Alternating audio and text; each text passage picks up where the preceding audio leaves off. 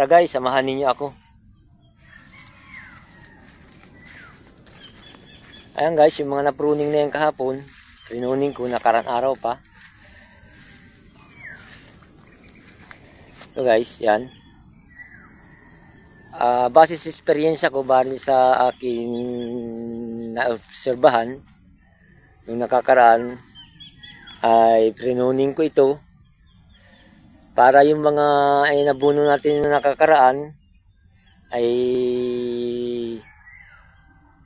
mapupunta na dito sa ating pinuning na ransas na mga sanga. Yung mga hindi na kailangan na sanga guys na medyo malalambot pa ay kailangan ay tanggalin natin. Tulad dito tinanggal ko kasi ano yan. Yan mga kabro, mga ka-farmers. Yan. Para yung dulong yun, siya lang ang makakatikim at makakalasap ng sustansya nung inabuno natin. Para maganda ang bunga, para makikinis. Ngayon guys, pag nakikita mong hindi na kailangan yung mga tuyo-tuyo, kailangan na din tanggalin guys, kasi hindi na rin makakatulong sa sangang yun, sa ibibigay na bunga. Ayan guys, bago naman ako guys nag-pruning, nakakaraan guys, nag-abuno muna ako. Naglagay ng naglinis ng mga puno ng ransas. Ayan guys. Ayan.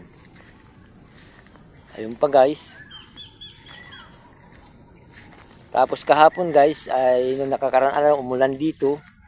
Galing naman tayo, alam naman ninyo, galing tayo sa mga kainitan, ay dito sa amin ay nag-ulan naman po.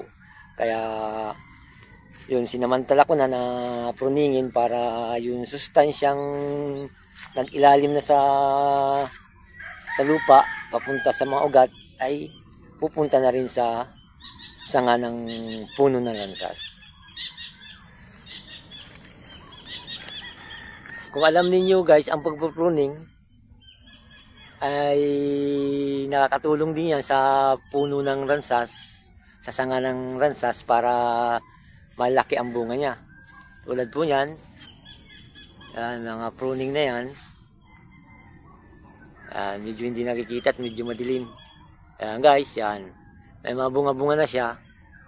At saka pati guys, sa observation ko ay mabilis siyang magbunga.